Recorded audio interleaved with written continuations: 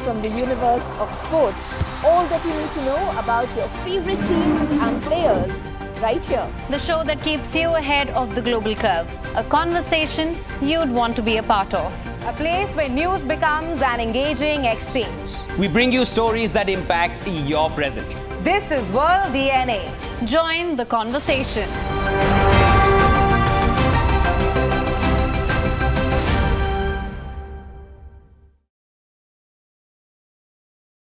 WION, India's global voice. The channel that brings you the biggest stories from across the world through India's lens. Now available in more than 190 countries worldwide. Because we believe that the world is one. Watch us in Africa, Europe, USA and Canada, South America, Asia Pacific, Middle East and North African regions. Also available on these digital platforms across the world. WION. World is one.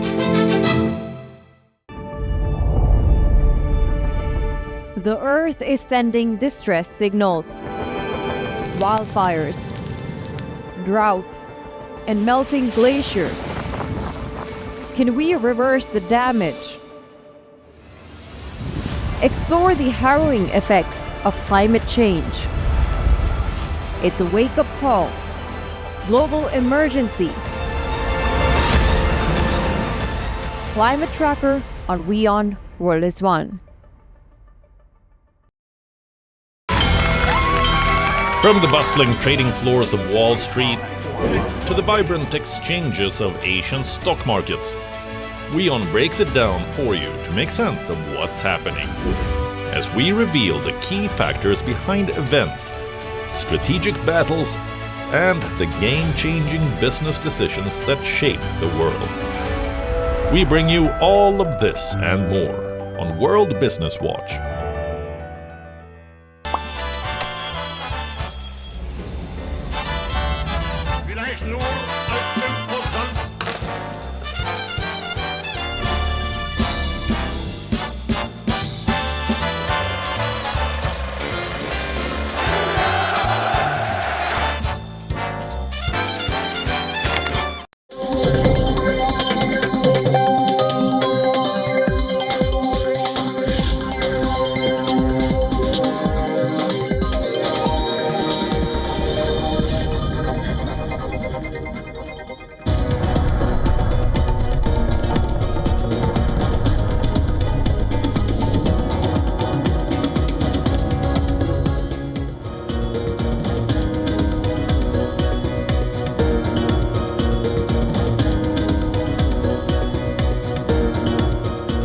Good morning, Asia. Good evening, America. You are watching World DNA with me, Raisha Sehgal. And I'm Jyotsna Kumar, and on the show today, the former Prime Minister of India and father of economic reforms in India, Dr. Manmohan Singh, has passed away at the age of 92. Singh's death was announced by the All India Institute of Medical Science, where he was treated for age-related medical conditions. We will, of course, be discussing about Dr. Singh's illustrious career while also bringing you all the updates on the show. Also on the show today, Azerbaijani and the US officials believe that a Russian surface-to-air missile caused the deadly crash of an Azerbaijani passenger jet in which 38 of the 67 people on board died. A probe is underway with pro-government Azerbaijani website Caliber citing unnamed officials as saying that they believed a Russian missile fired from a Panzer S air defense system down the plane. We'll get the latest on that story as well. Lots lined up, but first a quick check on the headlines.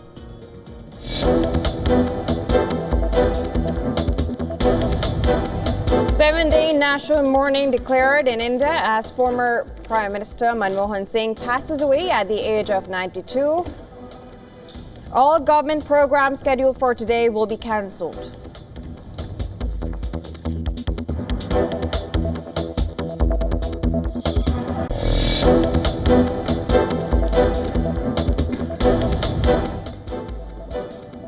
Manmohan Singh's last rites will be conducted with full state honours on Saturday. The mortal remains was brought home from the hospital late last night. Will be replaced for the public to pay their last respects.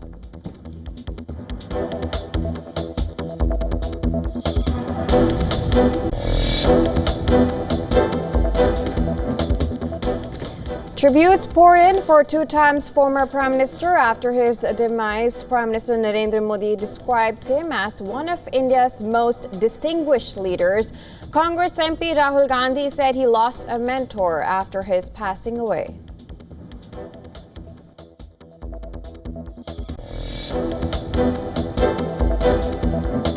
Azerbaijani and US officials believe a Russian surface-to-air missile caused deadly crash of an Azerbaijani passenger jet as Kremlin cautions against hypothesis of the disaster.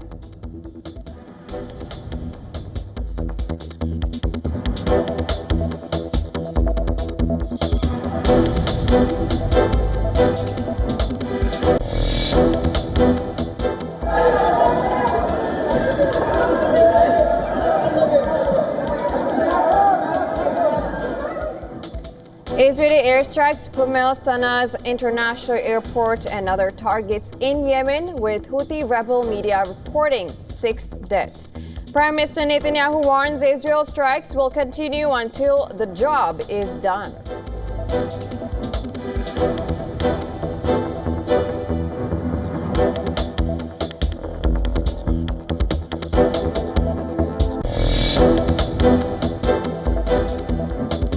Syrian War Monitor says country's new authorities arrest a military justice official who, under the ousted Assad government, issued death sentences for people held in the notorious Savdania prison.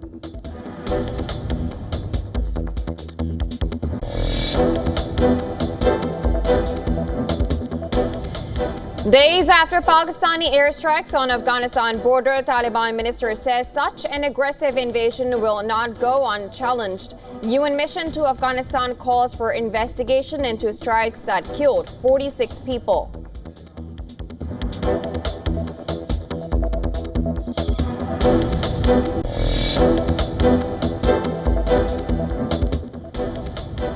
The president of Panama, Jose Raul Mulino, rules out negotiations with U.S. President-elect Donald Trump over control of the Panama Canal, denying that China was interfering in its operation.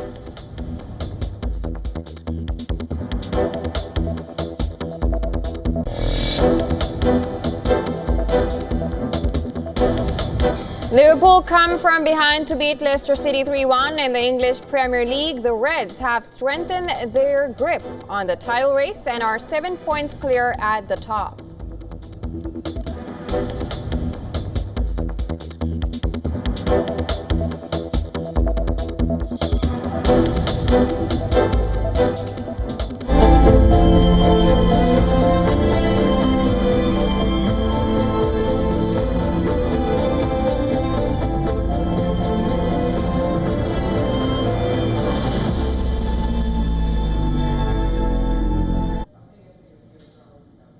India's former Prime Minister Manmohan Singh passed away at AIIMS, Delhi. He was 92 years old. Manmohan Singh served 2 consecutive terms as UPA Prime Minister from 2004 to 2014. His body reached his residence late on Thursday night from AIIMS Hospital in Delhi and would be placed for the public to pay their last respects. According to reports, national mourning of 7 days is to be declared for the Congress veteran, and all government programs scheduled today are to be cancelled. Cabinet is to meet today at 11 a.m. local time. Manmohan Singh's last rites are to be conducted on Saturday with full state honors. AIIMS in a statement said that Manmohan Singh was being treated for age-related medical conditions and had sudden loss of consciousness at home on December 26th. He was brought to the medical emergency at AIIMS at 8:06 p.m. IST. Despite all efforts, he could not be revived and was declared dead at 9:51 p.m. IST. Condolences have poured in from all ends of the spectrum. Prime Minister Narendra Modi condoled the demise of former PM Manmohan Singh and said that he rose from humble origins and made efforts to improve people's lives.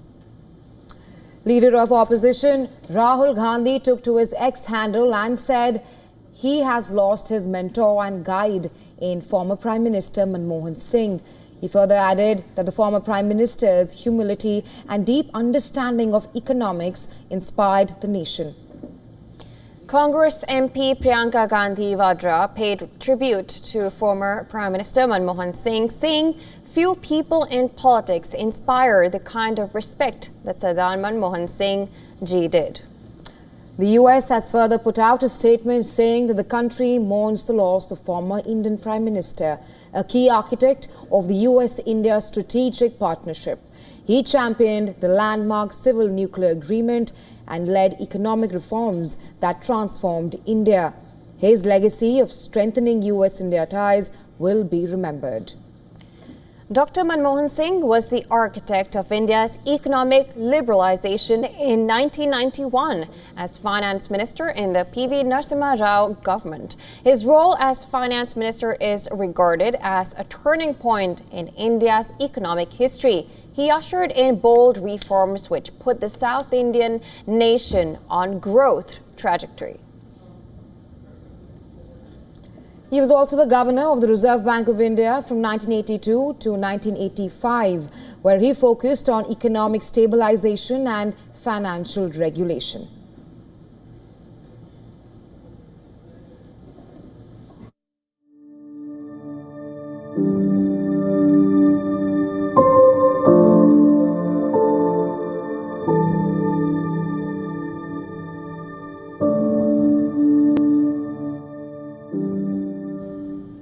In other global news, according to reports, Azerbaijani and U.S. officials have believed a Russian surface-to-air missile caused the deadly crash of the Azerbaijani Airlines plane. Well, the Russian government has now cautioned against promoting hypotheses about the cause of the crash.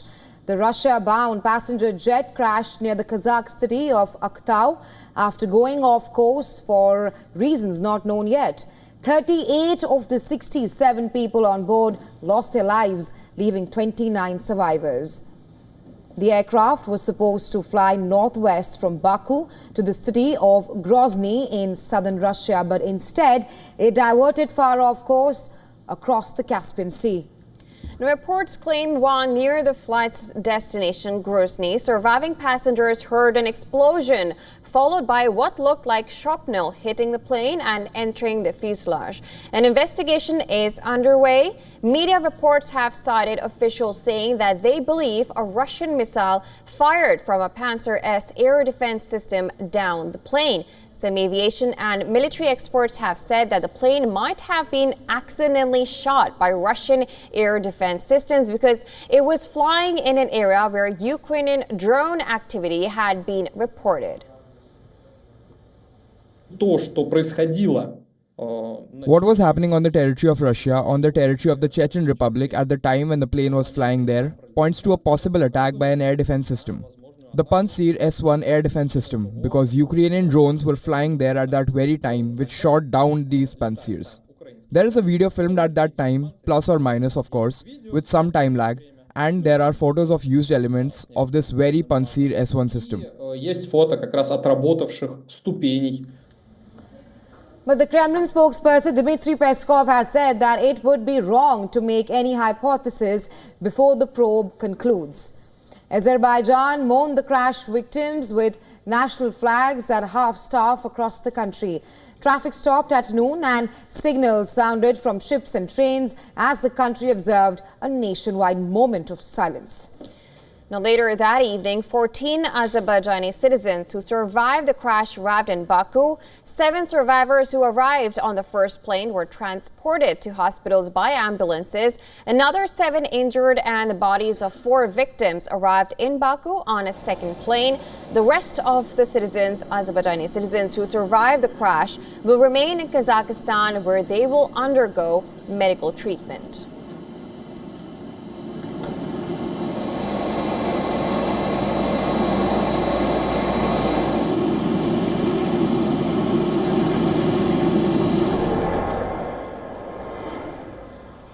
Moving on, Israel launched multiple strikes on Houthi targets in Yemen, including the Sana'a International Airport, Red Sea ports and power stations. Now, Houthi media has reported 6 deaths in the strikes. Eyewitness footage from Sana'a airport showed panic as explosions rocked the area. People were seen running through thick clouds of dust and debris. Smoke billowed near the airport control tower as parts of the facility sustained severe damage.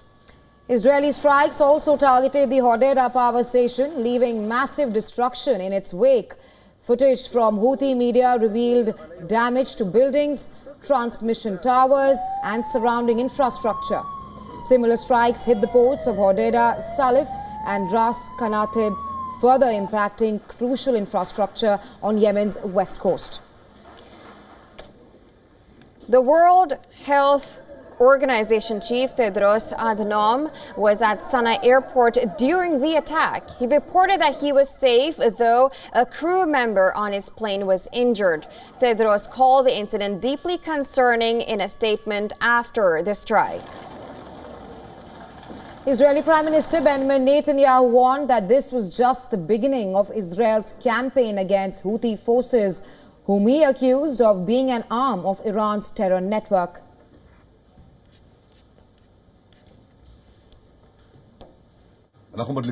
Tonight we light a second Hanukkah candle. We are in the war of revival, the generation of the Maccabees today. A little while ago, the Air Force attacked targets of the Houthi terrorist organization in Yemen, both on the coastline and in Sana'a. We are determined to root out this terrorist arm of Iran's axis of evil. We will persist in this until we complete the job.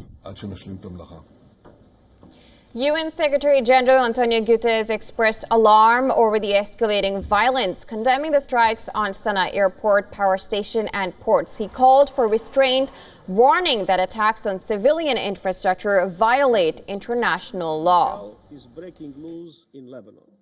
The Secretary General remains deeply concerned about the risk of further escalation in the region and reiterates his call for all parties concerned to cease all military actions and to exercise utmost restraint.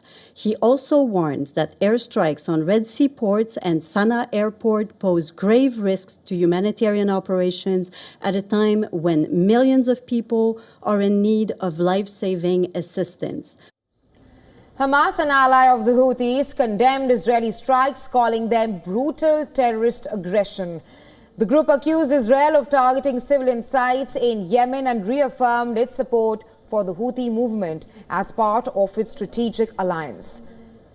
Meanwhile, in Gaza, the death toll from Israeli airstrikes rose to 45 on Thursday, including hospital workers and journalists. According to a report, 5 staff members at a hospital in northern Gaza were killed, amplifying the humanitarian crisis in the region.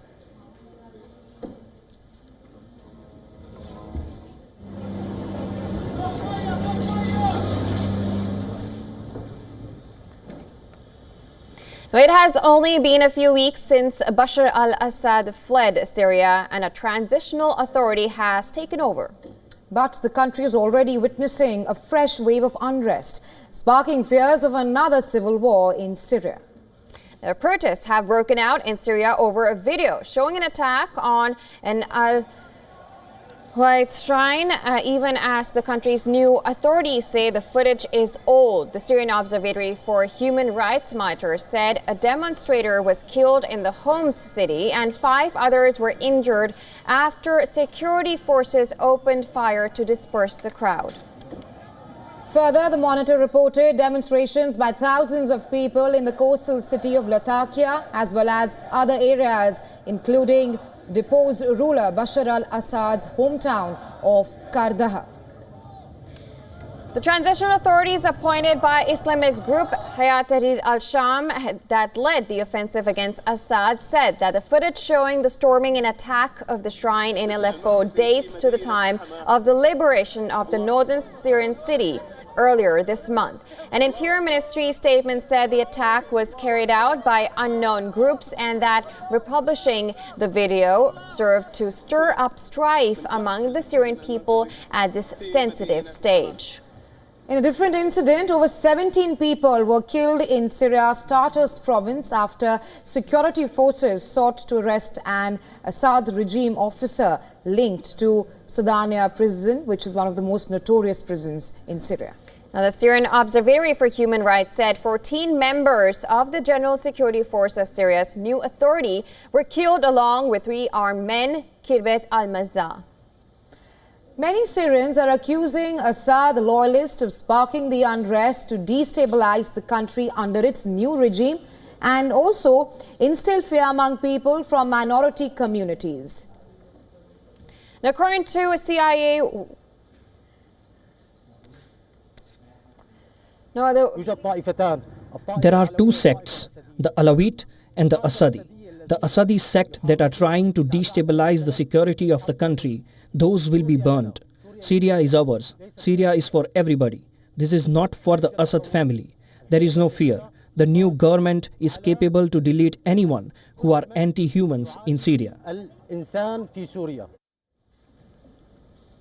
In other news, in an extraordinary Christmas mood, Donald Trump unleashed a torrent of 34 social media posts within an hour. Now, they painted a picture of his ambitious and controversial agenda. Now, the rapid-fire messages ranging from territorial expansion plans to personal jibes offer a preview of America's potential foreign policy direction. Our next report tells you more. It's my tremendous honor to finally wish America and the world a very Merry Christmas.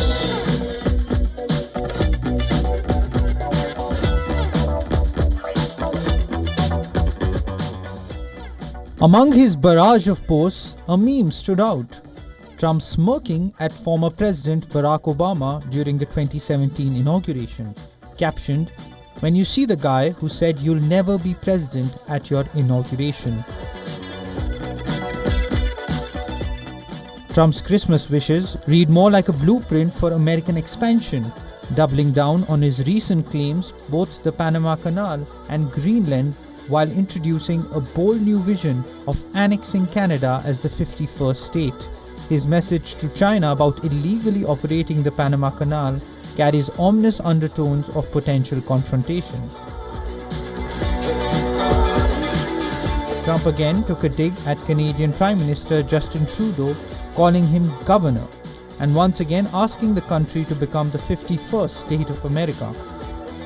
In the festive spirit, Trump sweetened his offer of reducing tariffs by adding that they would be militarily protected like no other country anywhere in the world.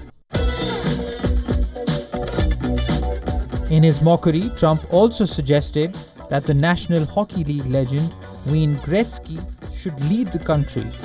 Trudeau's job is currently on the line after the surprise resignation of Deputy Prime Minister Chrystia Freeland, who clashed with her boss over Trump's threats to impose 25% tariffs on Canadian imports. Adding salt to the insult, Moscow came up with a concerning statement. The Russian Foreign Ministry hinted that Canada's sovereignty is under threat. Trump's Christmas posts reveal his strategy: dominate headlines, ridicule adversaries, and reinforce his nationalist agenda.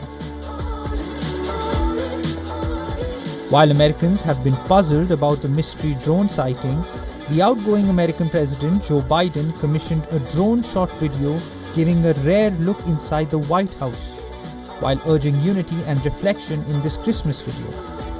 Happy holidays. Bureau Report, WION World is One. We ask that God will continue to bless this nation, and we pray that He will grant every American family a Christmas season full of joy, hope, and peace.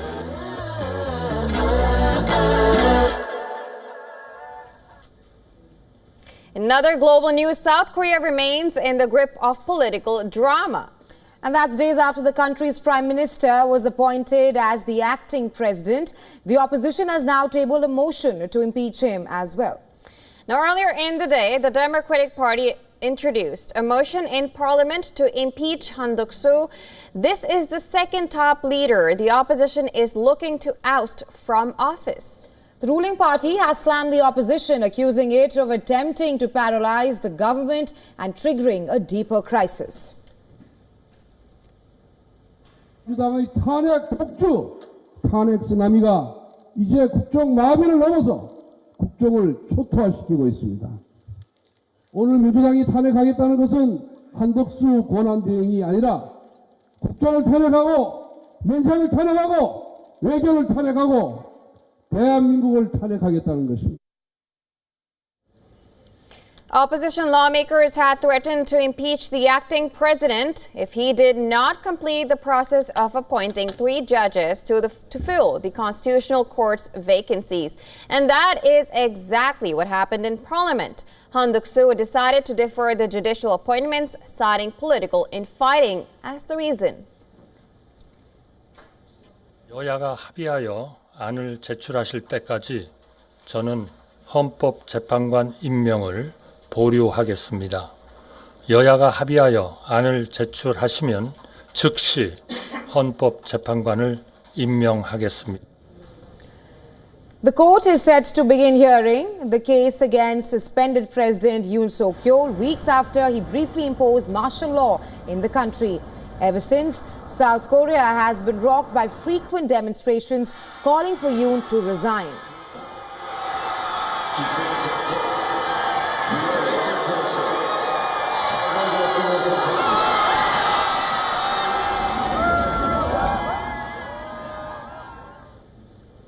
Now, China has unveiled plans for history's most ambitious hydroelectric project in Tibet.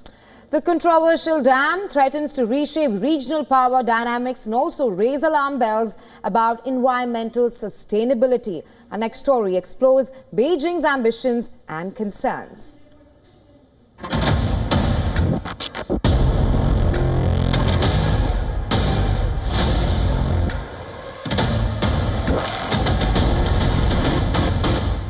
Beijing is charging ahead with the construction of a mammoth hydropower dam in Tibet.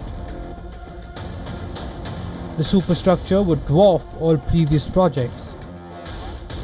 The dam's colossal footprint extends far beyond China's borders. The $137 billion behemoth will generate a staggering 300 billion kilowatt hours annually. That's 3 times the capacity of the Three Gorges Dam. Beijing has not given any date for starting construction. The Three Gorges Dam is the world's largest capacity hydroelectric power station. It reached its full generating capacity in 2012.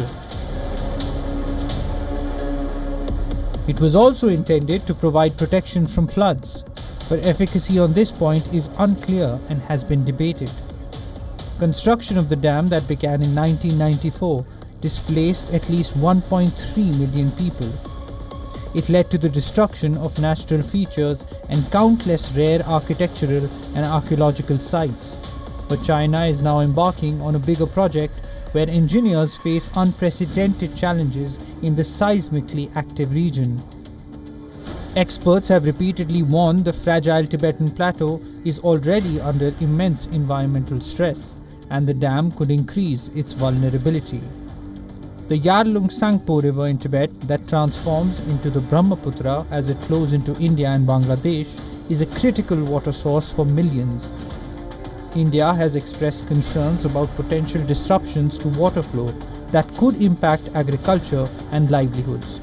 There is also apprehension that China could use the dam as a geopolitical tool, controlling water flow to exert pressure on downstream nations. Beijing hails it as a cornerstone of its carbon neutrality goals, asserting its significance in securing clean energy for the future. Bureau Report, WION World is One. All right, with that, we call a wrap to this edition, and I will be right back after a short break. Do stay tuned to World Evening.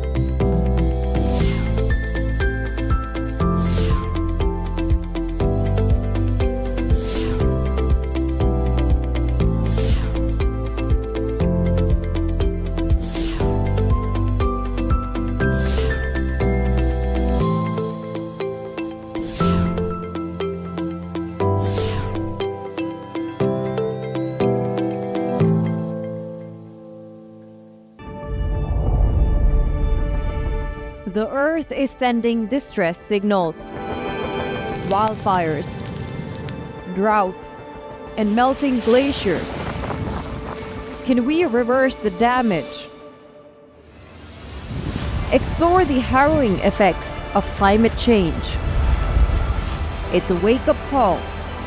Global emergency. Climate tracker on WION World is One. WION, India's global voice, the channel that brings you the biggest stories from across the world through India's lens. Now available in more than 190 countries worldwide. Because we believe that the world is one.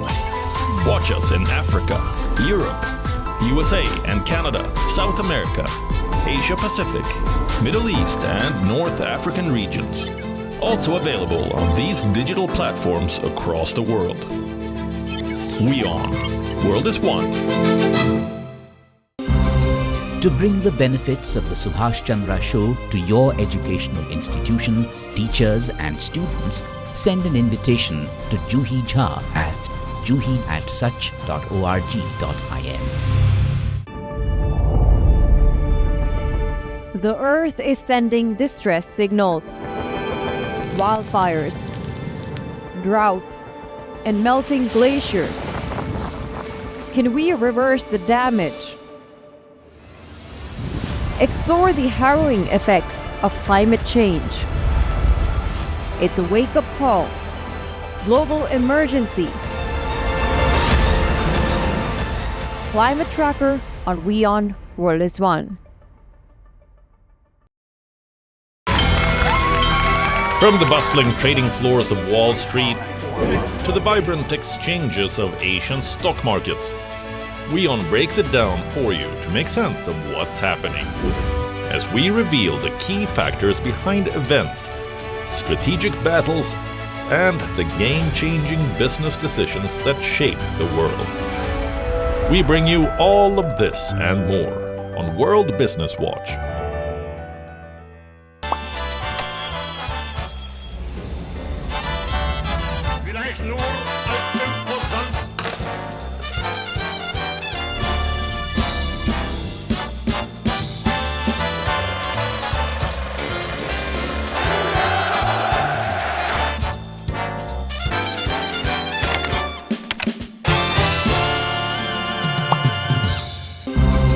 To bring the benefits of the Subhash Chandra Show to your educational institution, teachers and students, send an invitation to Juhi Jha at juhi@such.org.in.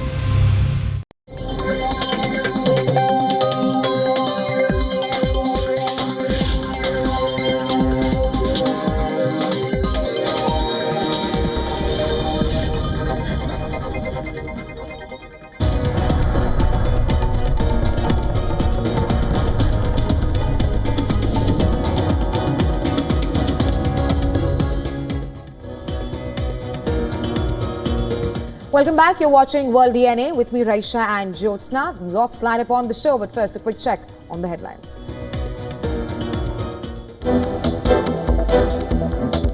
7-day national mourning declared in India as former Prime Minister Manmohan Singh passes away at the age of 92 at All India Institute of Medical Science in capital Delhi.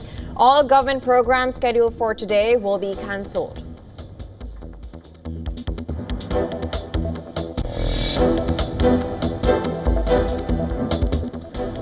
Dr. Manmohan Singh's last rites will be conducted with full state honours on Saturday. The mortal remains was brought home from the hospital late last night, will be placed for the public to pay the last respects.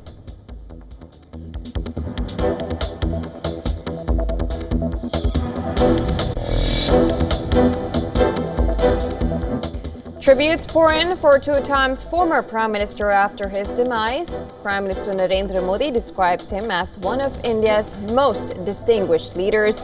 Congress MP Rahul Gandhi said he lost a mentor after his passing away.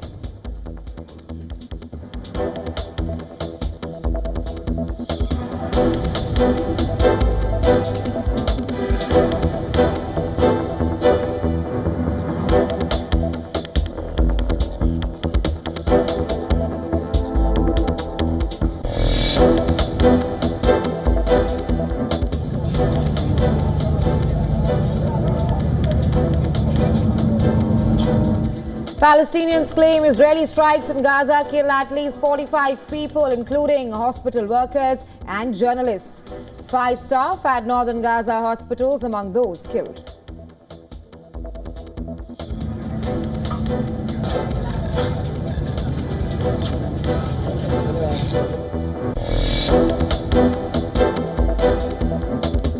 Iranian President Masoud Pezeshkian will meet his Russian counterpart Vladimir Putin on January 17th to sign a cooperation deal. Iranian media reports quoting Iran's ambassador to Moscow, Kazem Jalali.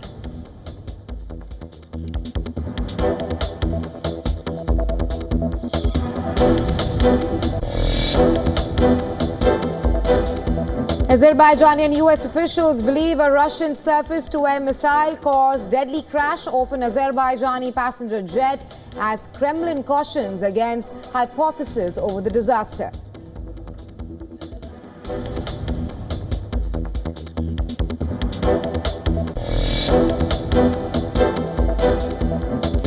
Days after Pakistani airstrikes on Afghanistan border, Taliban minister says such an aggressive invasion will not go unchallenged. UN mission to Afghanistan calls for investigation into strikes that killed 46 people.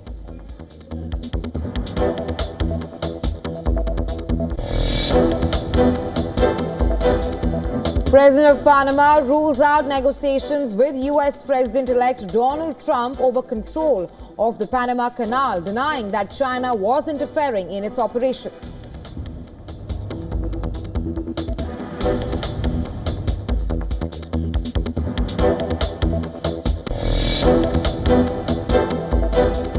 Liverpool come from behind to beat Leicester City 3-1 in the English Premier League. The Reds have strengthened their grip on the title race and are 7 points clear to the top.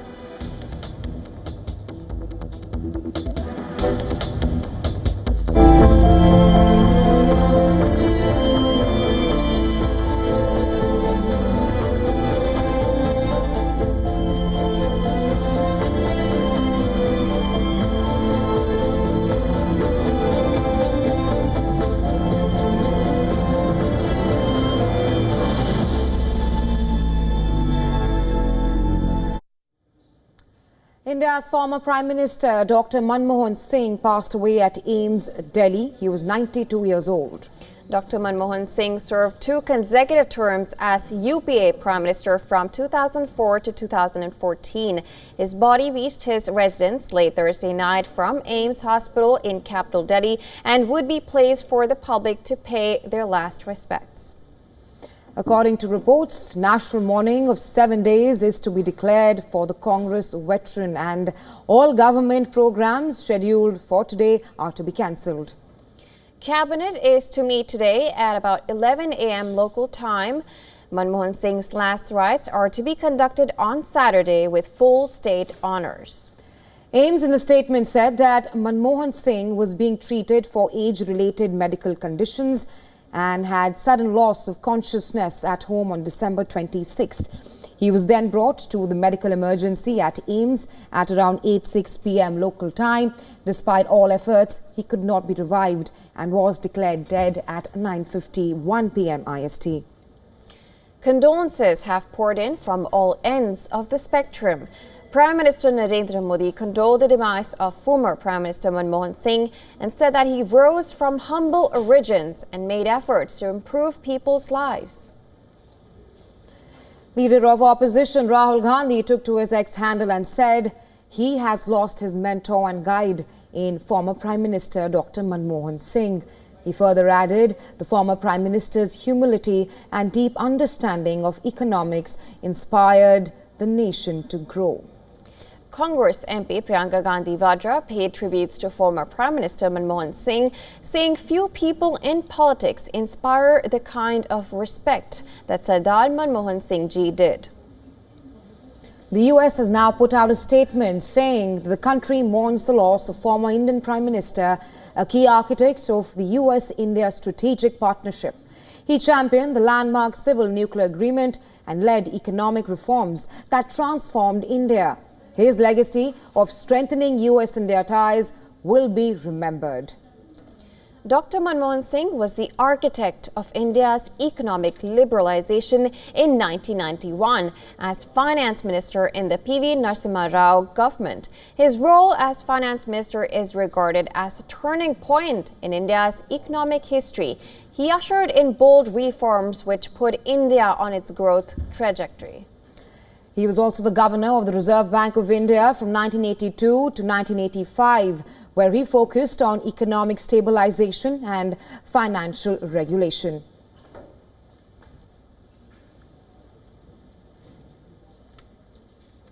And for more on this, our correspondent Dhanjot Kaur is joining us live from former Prime Minister's residence in New Delhi. Thank you so much for joining us, Dhanjot. We know that the centre will be declaring a period of national mourning for 7 days to honour former Prime Minister. What is the latest that you can bring in? Well, the notification that came out just a few minutes ago, Jyotsna, if I could just quickly read out the key takeaways from it. The government put out the notification saying that it has been decided that 7 days of state mourning will be observed throughout the country. That was effective from yesterday and will be carried out till the 1st of January 2025. Now, during this period, the national flag will be flown at half-mast throughout India, and there will also be no official entertainment during the period of state mourning. On the day of the funeral, which, as we've discussed, is Saturday, the flag will also fly at half-mast in all Indian missions and high commissions of India abroad. So Dr. Singh is being accorded last rites with full state honours, is what we're hearing. Saturday is the day that they're saying that the last rites will take place. However, the timing of it is yet to be confirmed. Hopefully, after the cabinet meeting at 11 a.m. today, more details will be clarified with respect to what happens from here on. Now, as I mentioned before, Dr. Manmohan Singh has family, 2 daughters in particular, who reside in the United States. Their arrival is awaited. So I think with respect to that, the timeline of the last rites have been decided. Outside the residence, Jyotsna, where I'm standing right now, police security has been beefed up. The media has been given an enclosed enclave to stand within these particular barricades. Although some media personnel are approaching the gate as dignitaries come in. Later in the day, the Indian Prime Minister Narendra Modi is also expected to come and pay tribute to the departed former Prime Minister. Jyotsna. Right, Dharamjot, you've given us a rundown regarding Dr. Singh's last rites, and you're standing outside the former Prime Minister's residence in New Delhi. Tell us more about what is the situation like there. We can see that it's raining there, and who all have arrived yet? Well, there's still some time, Raisha, before top political leaders start arriving. As I mentioned, the Prime Minister is supposed to be here later in the day. It's still very early for any of the party leaders to arrive. Members of the Congress party will also be holding a meeting before more of them come in from different parts of the country. As I've mentioned before, the Congress party had a high-level CWC meeting that was being conducted in Karnataka. So a lot of top leaders have flown in shortly after they heard about Dr. Singh's demise. Now, Rahul Gandhi flew in late last night. The party president also made his way to the national capital after hearing about Dr. Singh's death. So a lot of leaders have already come into the capital, Raisha. But with respect to the residents, many of them were also here late last night till about 2:33 a.m. So it will be later in the day, maybe in a couple of hours or so, that party leaders from across party lines will be coming in to pay their tribute. Also, I think the body is supposed to remain, from what we're hearing, that the mortal remains will remain here at the residence. There might be a chance that they are taken to the party headquarters close by for other citizens to come and pay their tribute should they wish to do so. Raisha?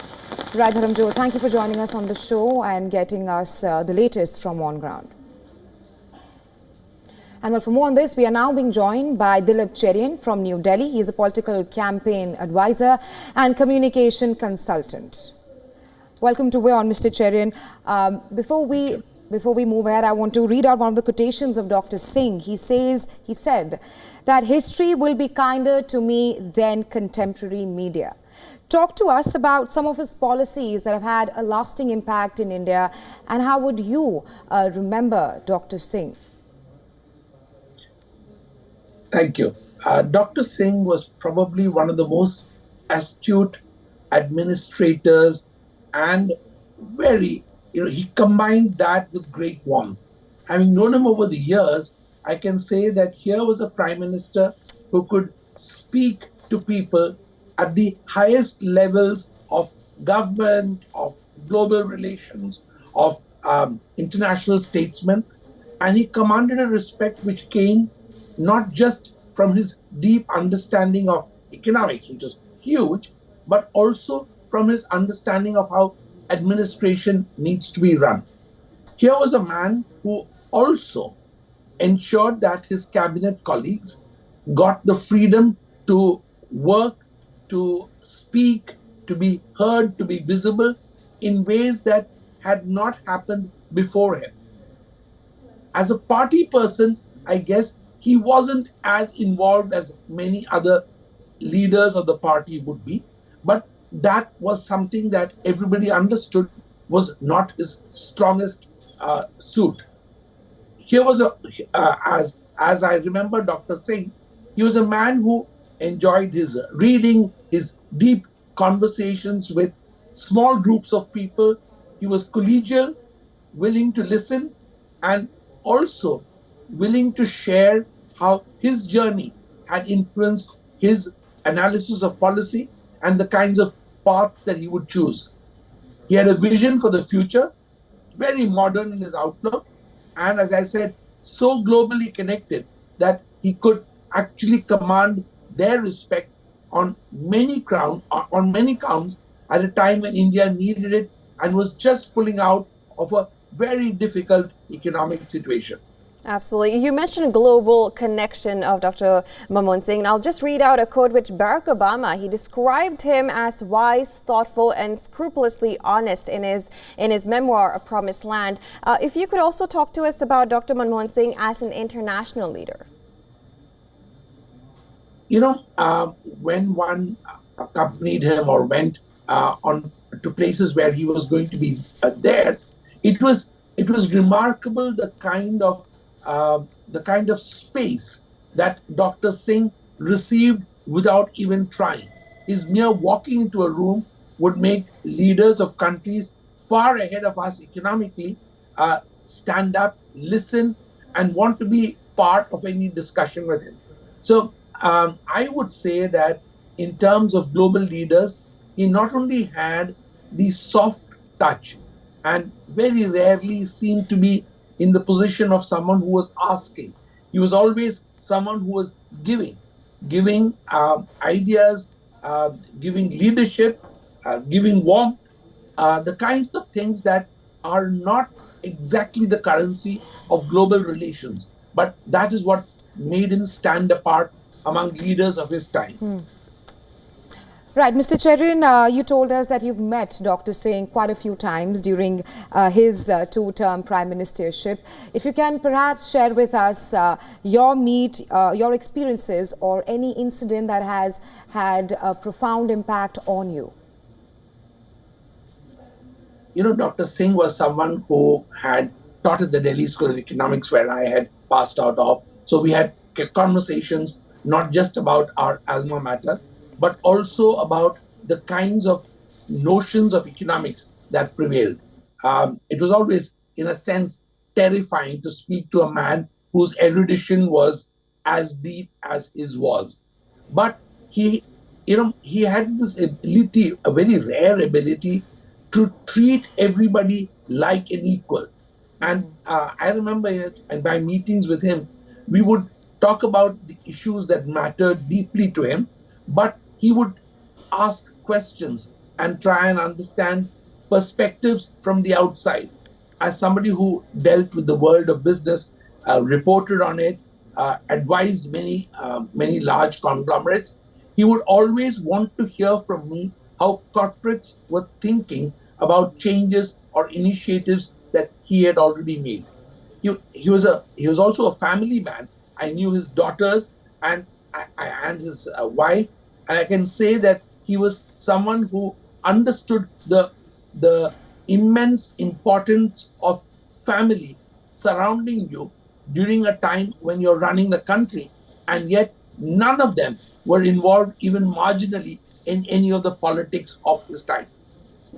Absolutely. Now, you talked about how he was, of course, we call him the father of the economic reforms in India. He, in 1991, drafted what economists call one of the most radical budgets in India's history. If you could just elaborate upon how, if you talk about he was educated from Oxford. If you could just elaborate about his illustrious education background and, of course, his career as, a finance minister as well, and then growing and becoming the Prime Minister of India.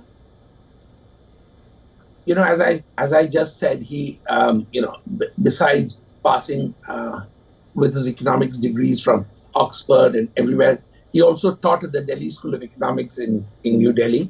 And he was considered a doyen of both agriculture economics as well as development economics. Dr. Singh's big quality in terms of being a globally recognized economist was the fact that he came from such a humble background and rose to have almost all the possible degrees and the honorary doctorates and other recognitions that previous prime ministers probably never had the opportunity. But remember, he always emphasized that he came from the kind of background where he needed to read his books under a street light.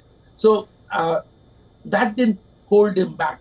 And also, the most endearing thing about him was that he was always in a happy teacher mode. He could break things down, explain things simply. And I think that allowed him to do the kind of reforms. The India of the 1990s and previously was completely and radically different from the India of 1991, largely because of the kind of reforms that he helped the country to do relatively painlessly. Meaning we allowed a lot of changes in the way industry was protected in India, and yet allowed Indian industry to know that they would be backed up by government with finance, with regulations that would help them to thrive, though the global gates were open during Dr. Manmohan Singh's time. It really gave India the first step into globalization. At that time, he was finance minister, and he made sure that the country was able to cope with this dramatic change from times before. Right, Mr. Cherian, thank you so much for joining us on World DNA with your thoughts on Dr. Manmohan Singh's demise. A man of few words, but clearly a man who had depth. Thank you for joining us on the show. Thank you. Now, former Prime Minister Dr. Manmohan Singh stands as one of India's most influential leaders. Transforming from an acclaimed economist to a two-term prime minister who reshaped the fundamentals of the nation's economic landscape. Let's now take a look at Dr. Singh's amazing journey from a modest village to the corridors of power. It is a testament to his perseverance and intellect. Take a look.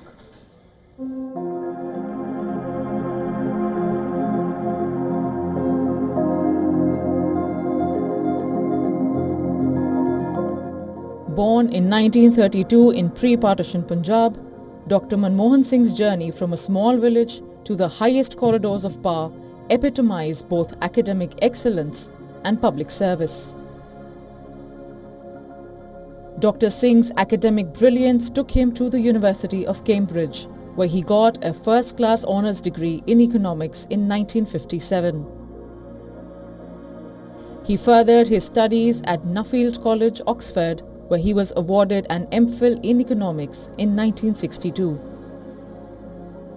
His early career included teaching roles at the Punjab University and the Delhi School of Economics, establishing him as a leading intellectual voice in academics. In 1971, Dr. Singh joined the Government of India as the economic advisor with the Commerce Ministry. In 1972, he was moved up to the role of Chief Economic Advisor in the Finance Ministry. Over the years, Dr. Singh held high-profile positions, including Governor of the Reserve Bank of India and advisor to the Prime Minister. His defining moment came in 1991, when India faced a crippling economic crisis. Prime Minister P.V. Narasimha Rao appointed Dr. Manmohan Singh as the Finance Minister to spearhead sweeping economic reforms. The bold reforms liberalized India's economy, laying the foundation for its rapid growth in the years that followed. In 2004, when the United Progressive Alliance came to power, Congress President Sonia Gandhi entrusted Dr. Singh with the Prime Ministership. It was a unique moment in India's political history, giving the country its first and only Sikh Prime Minister. An economist, a former RBI governor, was now given the responsibility to lead the nation. Dr. Singh's first stint as Prime Minister saw the implementation of transformative initiatives like the National Rural Health Mission, Rural Employment Guarantee Act, Right to Information Act, and the establishment of the Unique Identification Authority. These were all landmark reforms, all aimed to help the most needy and bring about greater transparency and efficiency in governance. The soft-spoken Prime Minister took another bold step to secure a historic civil nuclear agreement with the United States in 2008.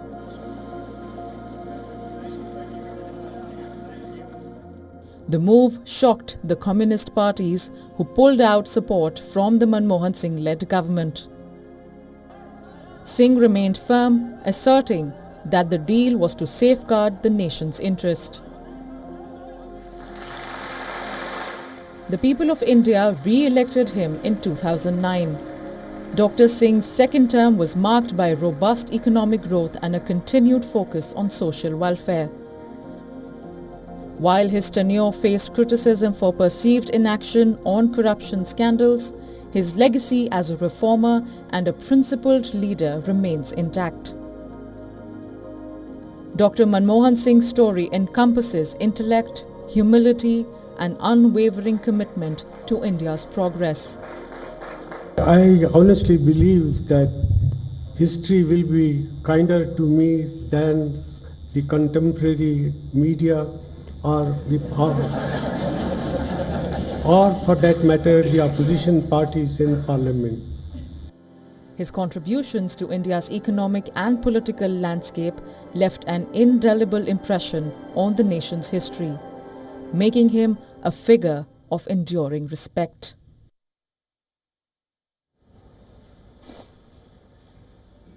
With that, we call a wrap to this edition of World Daily.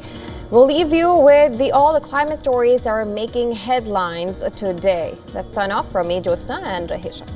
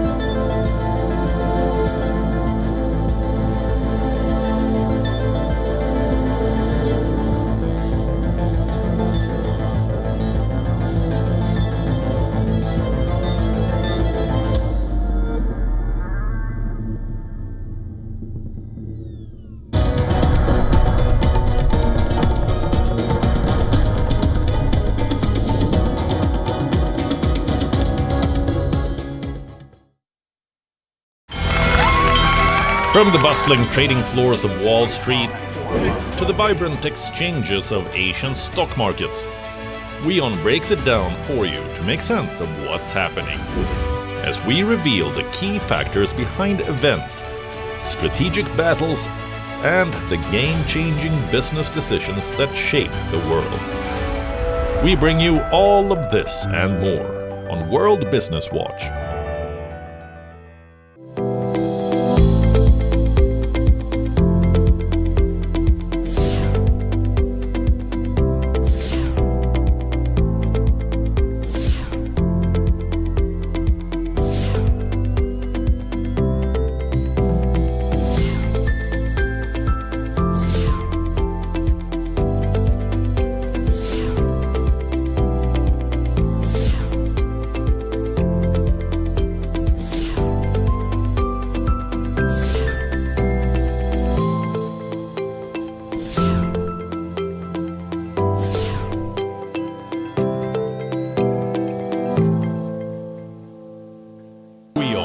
India's global voice, the channel that brings you the biggest stories from across the world through India's lens.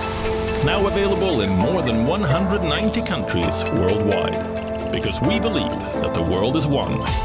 Watch us in Africa, Europe, USA and Canada, South America, Asia Pacific, Middle East and North African regions. Also available on these digital platforms across the world. WION. World is one.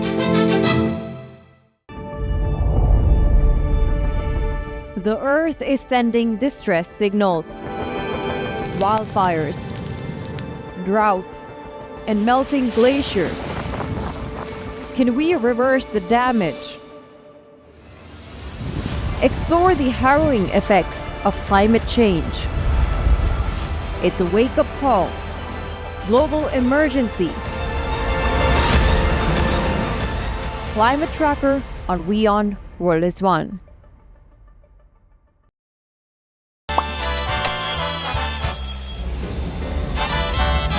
Vielleicht nur als Imposant.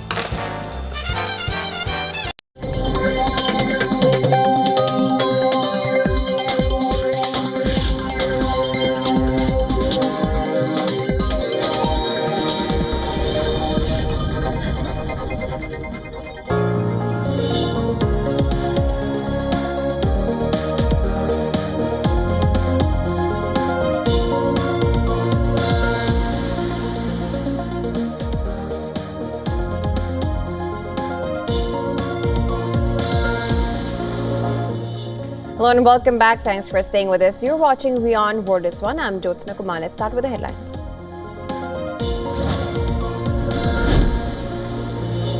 Seven-day national mourning declared in India as former Prime Minister Manmohan Singh passes away at the age of 92 at All India Institute of Medical Sciences in capital Delhi. All government programs scheduled for today will be cancelled.